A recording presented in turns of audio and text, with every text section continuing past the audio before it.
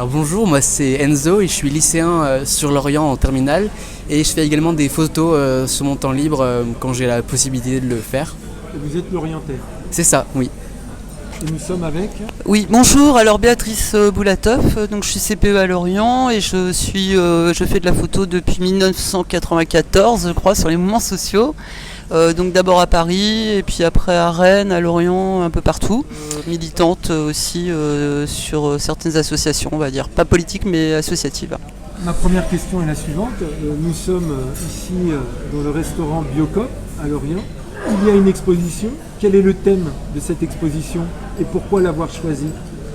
En fait, ce thème s'articule avec entre deux axes. Le premier, c'était la lutte contre les pesticides avec les mouvements contre Bayer Monsanto, la plus grande entreprise, la plus grande industrie d'agroalimentaire qui produit des pesticides pour l'agroalimentaire.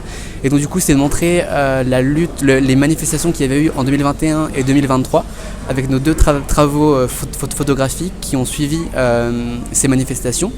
Et également les luttes contre le projet de réforme des retraites qui s'est faite en 2023 et également en 1995 avec des photos argentiques.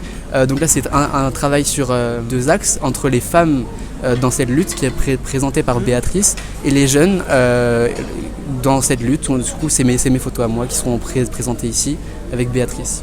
Oui, c'est les femmes, donc sur ce 2023, avant c'était plus global on va dire. Alors pourquoi j'ai choisi les femmes ? Parce qu'en fait depuis quelques années, je pense que les femmes sont de plus en plus présentes sur la scène publique et politique. En l'occurrence sur le mouvement des retraites, il y a eu énormément de femmes à Brest, Rennes et Lorient. Il y a eu une réelle dynamique qui s'est créée autour de cette mobilisation. Alors il y a eu des danses, beaucoup de danses à Brest avec les Rosies d'Attaque. Ensuite il y a eu Nous Toutes 35 à Rennes qui a été moteur réellement du mouvement contre le projet de réforme des retraites.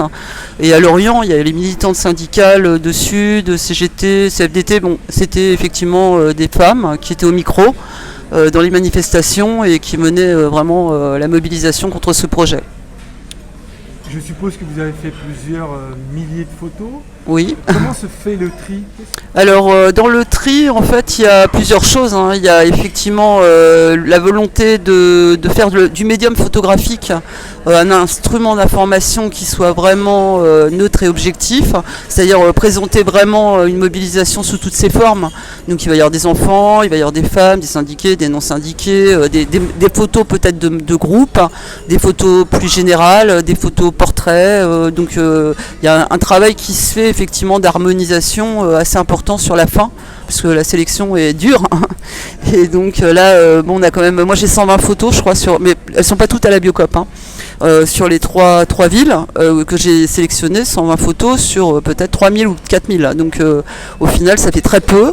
Mais en fait, il faut pouvoir effectivement donner une information juste et puis que ce soit vraiment symbolique et révélateur de ce qui s'est passé par rapport à ce mouvement. Parmi celles et ceux qui sont prises en photo, est-ce que certains sont réticents à être pris en photo Alors non, en général, globalement, à 100% pratiquement, les femmes qui ont été prises en photo, j'ai beaucoup discuté avec certaines, il n'y a jamais eu de réticence. Ensuite, elles ont vu les photos, Nous Toutes 35, les militantes de Lorient comme de Brest. Et non, le choix s'est même pratiquement fait à des moments avec les personnes qui étaient sur les photos.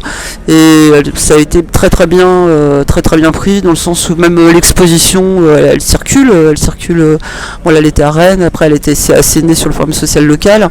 Et puis en fait il n'y a pas du tout de désaccord puisque les gens photographiés sont quand même, on est en concertation quand même avec eux. C'est bien accepté et plutôt même en attente pour certains de voir l'expo dans leur ville. Comment vous en êtes venus à collaborer ensemble et pourquoi ce choix ici, cet endroit du restaurant Biocop à Lorient ? Alors tous les deux avec Béatrice on s'est rencontrés en novembre du coup pendant une manifestation pour les droits des femmes et la lutte pour les droits des femmes et contre les violences sexuelles. C'était en 2023, fin 2023. Béatrice cherchait justement des jeunes pour leur demander l'autorisation du coup du droit à l'image et j'étais avec les jeunes avec eux et j'ai vu qu'elle commençait à préparer une exposition et je me suis dit ce serait l'occasion présenter mon travail, parce que j'ai pris aussi beaucoup de photos de manifestations. Assez intéressant de le présenter un peu plus largement que sur les réseaux sociaux.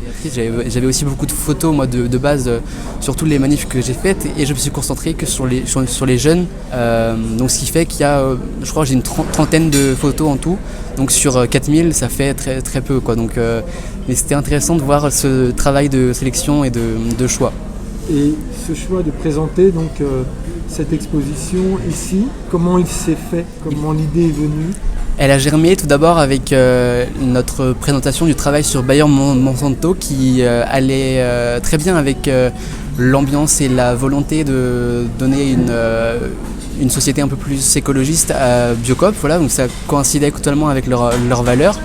Et le lieu est vraiment super, est vraiment très accueillant, avec un restaurant où les gens mangent dans la lutte. C'est clairement, enfin, on voit les photos, ils mangent vraiment à côté. C'est une ambiance vraiment très, très, très chaleureuse, et on a trouvé ça vraiment super cool, quoi, ici. Est-ce que vous avez d'autres projets collaboratifs ensemble en prévision? Oui, on a quelques villes là. Enfin, on a eu un rendez-vous ce matin déjà pour une expo. Enzo passe son bac, donc on va peut-être faire sur. On va peut-être la voir d'ailleurs. Oui, sûrement, j'espère. Et donc clairement, je pense qu'il faut qu'on prenne le temps de voir comment on expose après sur des lieux qui sont pas toujours proches de Lorient aussi. On a des propositions à moi et une à Auray là, mais bon, ça demande un certain temps. On en attend sur la Nester là, parce qu'on avait rendez-vous ce matin pour la Nester et pour voir aussi où on pouvait exposer à la Nester avec la mairie. Sinon moi j'ai Auray, oui, derrière aussi en mars, hein, donc ça arrive vite, hein. Ça colle avec nos temps de possibilités. Mais voilà, et puis on a Brest aussi effectivement qu'on attend. Prendre de l'argent? Non, parce que alors faut quand même dire qu'il y a des partenaires qui nous ont bien soutenus, Amnesty International, moi, Caméra Rebelle sur Rennes, parce que c'est la première expo de l'année là, qui était en janvier. Donc Amnesty, ensuite il y a eu la CGT 56 qui s'est rajoutée. Ensuite pour Enzo, on a demandé une subvention pour ses affiches, on l'a eu de Sud 56. Et puis ensuite Tonnerre nous a fait un prix sur les affiches, 6 affiches, 7 affiches, même un peu plus je crois. Et puis est devenu partenaire aussi, et du coup là il y a la Biocop qui effectivement fait le vernissage.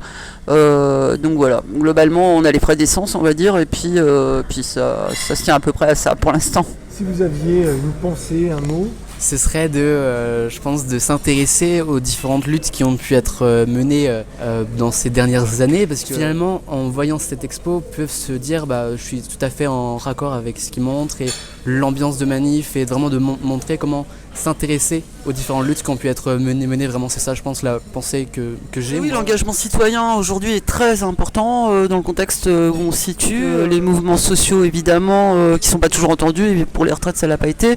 Mais en fait, en tout cas, il y a eu quand même des réussites dans ce mouvement social.